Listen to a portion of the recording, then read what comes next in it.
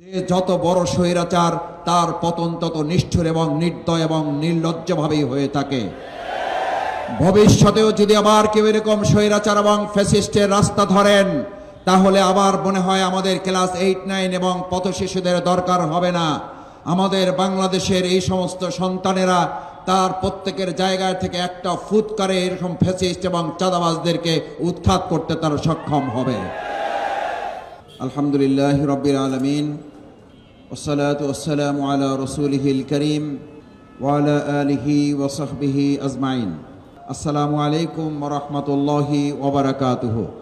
সম্মানিত ভাই এবং বন্ধুগণ, বাংলাদেশ জামাত ইসলামী বাংলাদেশের এই ভূখণ্ডে মানুষের অধিকার আদায়ের আন্দোলনের অংশ হিসাবে সৎ, যোগ্য, দক্ষ নেতৃত্ব তৈরি করে আল্লাহর জমিনে আল্লাহর দ্বীনকে বিজয় করার মাধ্যমে অধিকার প্রতিষ্ঠা করার লড়াই সংগ্রামে আমরা আগে থেকেই অবতীর্ণ আছি এবং তা চলমান রয়েছে। বাংলাদেশ জামাত ইসলামী 4 দফা কর্মসূচির ভিত্তিতে জনগণের দাবি আদায়ের জন্য আমরা অবিরাম সংগ্রাম চালিয়ে যাচ্ছি। সেই সংগ্রামের ধারাবাহিকতায় বাংলাদেশ জামাত ইসলামী এবং ইসলামী ছাত্র শিবিরের এই পর্যন্ত অসংখ্য নেতাকর্মীকে শহীদ হতে হয়েছে, জীবন দিতে হয়েছে, জেল, জুলুম, নির্যাতন, নিপীড়ন সহ্য করতে হয়েছে, আহত এবং পঙ্গুত্ব বরণ করতে হয়েছে। বাংলাদেশকে অর্থনৈতিকভাবে সমৃদ্ধ করার জন্য বাংলাদেশ জামাত ইসলামী এদেশের মানুষের সুদ মুক্ত করে একটি সুদমুক্ত ইসলামী অর্থনৈতিক ব্যবস্থাপনা দাঁড় করানোর চেষ্টায় আমরা সফলতা লাভ করেছিলাম। অত্যন্ত দুর্ভাগ্যের ব্যাপার, আমরা এদেশের মানুষের তাহজিব, তামুদ্দন, ঈমান, আকীদা এবং বিশ্বাসকে সামনে রেখে বাংলাদেশের মানুষের অর্থনৈতিক সমৃদ্ধিকে এগিয়ে নিয়ে যাওয়ার জন্য চেষ্টা করেছি। আর তার বিপরীতে বাংলাদেশকে প্রতিশোধ গ্রহণ করার নেতৃত্বে শেখ হাসিনা এসে তার কিছু দলীয় নেতাকর্মীদের দিয়ে ব্যাংক এবং শেয়ার বাজার লুট করার অংশ হিসাবে আমাদের এই প্রতিষ্ঠিত ব্যাংক সহ বাংলাদেশের অধিকাংশ ব্যাংকগুলোকে শুধু দেউলিয়াই করে নাই, তার বাবা সেই সময় পরিচিতি পেয়েছিল সংগঠন হিসাবে, তাদেরকে বলা হতো কম্বল চোর। আর শেখ হাসিনা এসে রোল মডেল করেছে, সে উন্নতি লাভ করে তাকে নাম দেওয়া হয়েছে, সে হচ্ছে ব্যাংক ডাকাতের দল। সম্মানিত ভাই এবং বন্ধুগণ, শেয়ার লুট করে শুধুমাত্র ক্ষান্ত হয় নাই, আপনাদের মনে থাকার কথা, শেয়ার বাজারকে এমন এক দরবেশের হাতে তুলে দেওয়া হয়েছে, যেই দরবেশ, আমাদের সমাজে দরবেশ বললে তার প্রতি মানুষের সম্মান এবং শ্রদ্ধা বাড়ে। আর শেখ হাসিনা আমাদের বাংলাদেশে এমন দরবেশের জন্ম দিয়েছিল, যেই দরবেশ শেষ পর্যন্ত বাংলাদেশের শেয়ার বাজার ব্যাংকগুলোকে ধ্বংস করতে সক্ষম হলেও নিজে একখান ভালো প্যান্ট পরে বাংলাদেশ থেকে পালাতে সক্ষম হয় নাই। আল্লাহ তাআলা পরিণতির জায়গা থেকে এভাবেই করেছেন। ফেরাউনকে ধ্বংস করার জন্য খুব বেশি আল্লাহ তাআলার সৈন্য সামন্ত দরকার হয় নাই। আমাকে অনেক সময় অনেকে জিজ্ঞেস করে, মাসুদ ভাই, আমাদের এই স্বৈরাচার ফ্যাসিস্ট শেখ হাসিনাকে বিগত 14 বছর আমরা লড়াই করলাম, বড় বড় দল চেষ্টা করলো, সবাই মিলে পারলাম না, শেষ পর্যন্ত ছাত্ররা মিলে তাকে পতন ঘটিয়ে দিল, ক্লাস 9-এর, ক্লাস 7-এর, 8-এর, 5-এর এবং রাস্তার আমাদের পথ শিশুরা শেখ হাসিনার পতন ঘটিয়ে দিল। এর মাহাত্ম্য কি? আমি বললাম যে ভাই, মাহাত্ম্য হচ্ছে এটা আল্লাহ তাআলার পরিকল্পনা। আল্লাহ তাআলা চেয়েছেন নমরুদের মতো করে নমরুদকে শেষ করার জন্য। সেই সময় মশা বাহিনী পাঠানো হয় নাই, পুরো একটা আস্তা মশাও পাঠানো হয় নাই, পুরো একটা সুস্থ মশাও তার জন্য বরাদ্দ করা হয় নাই।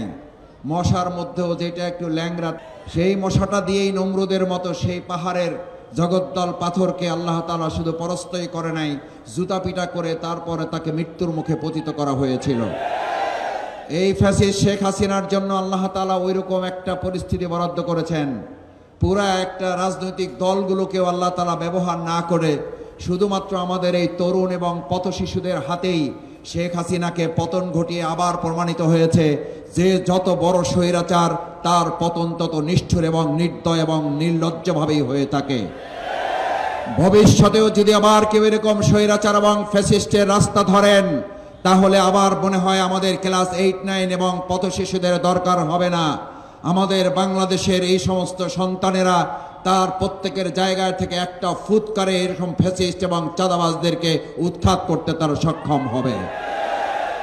সম্মানিত ভাই এবং বন্ধুগণ, আমাদের প্রিয় মাতৃভূমি বাংলাদেশের বিগত 15টা বছর আসলে আমাদের শুধুমাত্র এই কেরানীগঞ্জ অথবা শুধু আমাদের কাশিমপুর কারাগার ছিল না, আমাদের শুধুমাত্র পুরান ঢাকার এই কেন্দ্রীয় কারাগার ছিল না, মূলত গোটা বাংলাদেশকে একটাকে কারাগারে পরিণত করা হয়েছিল।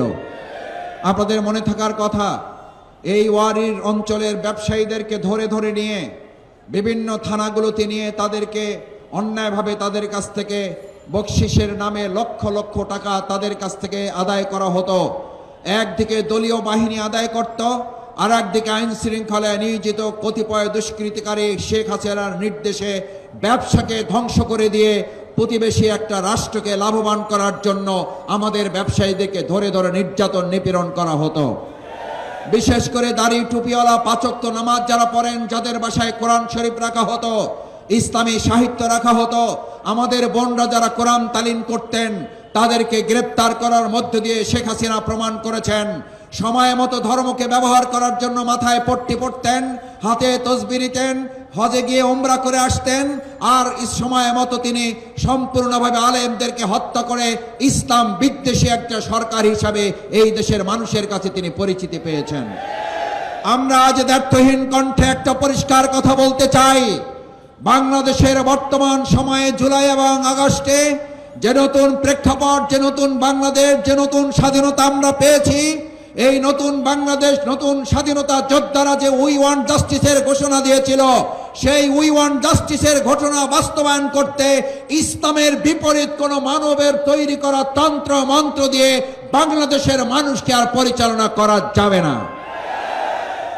কারণ আমাদের এই প্রাণপ্রিয় মাতৃভূমি বাংলাদেশ স্বাধীনতার 53 বছর পরেও লক্ষ্য করেছে আমাদের একের পর এক দল এবং মতের লোকেরা এই দেশ শাসন এবং পরিচালনা করলেও অধিকাংশ ক্ষেত্রেই দল এবং মতের ব্যক্তির এবং পথের কিছু ভাগ্যের পরিবর্তন হয়েছে। আমাদের এই 16 কোটি 15 কোটি তৎকালীন সময়ের মানুষের ভাগ্যের কোনো পরিবর্তন হয় নাই। আমার সম্মানিত ভাই এবং বন্ধুগণ, আপনাদের সামনে জামাত ইসলামীর নেতৃবৃন্দ আছে, অত্র এলাকার ওয়ার্ড কাউন্সিলরে আগামী দিনে আপনাদের সেবক হিসাবে যারা আপনাদের পাশে থাকবেন, এখানে স্টেজ এবং ডানে বামে আপনাদের সেবক হিসাবে আছেন।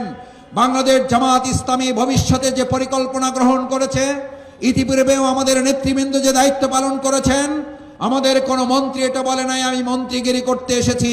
আমাদের মন্ত্রীরা বলতেন আমরা দেশের সেবা করার জন্য এসেছি।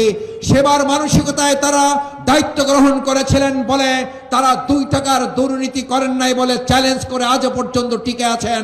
এই নেতৃবৃন্দকে আপনাদের সামনে হাজির করে রেখে গেলাম, তারাও আপনাদের শাসক হবে না, তারা আপনাদের সেবক হয়ে 2 টাকার দুর্নীতি না করে এই বাংলাদেশকে একটা রোল মডেলে আমরা হাজির করব ইনশাআল্লাহ। ভাই এবং বন্ধুগণ, আমরা অত্যন্ত দুঃখের সাথে পরিতাপের সাথে লক্ষ্য করছি আমাদের 2024-এর জুলাই আগস্টের গণঅভ্যুত্থানের সবচেয়ে বড় বৈষম্যের বিরুদ্ধে যে লড়াই ছিল, সেই কথায় তারা বলতো আমরা আমাদের এই সমাজে আর কোনো চাঁদাবাদীর স্থান হতে দেব না, আমরা এই সমাজে আর কোনো কমিশন চলবে না, আমাদের এই সমাজে আর কোনো সন্ত্রাস দুর্নীতিবাজের আখড়া হবে না।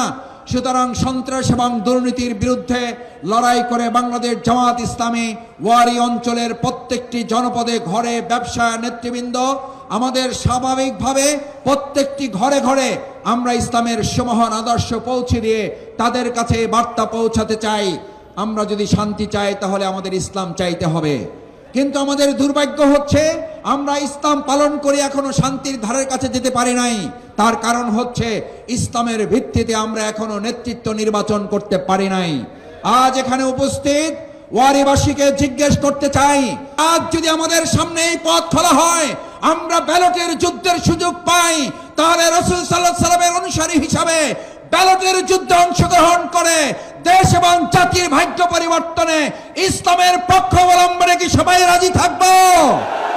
সবাইকে কাজ করার জন্য আমরা নেমে পড়ব, ঘরে ঘরে ইসলামের আহ্বানকে আমরা পৌঁছাবো, ইসলামের বার্তাকে আমরা প্রত্যেক ব্যক্তির কাছে দাওয়াত নিয়ে যাব।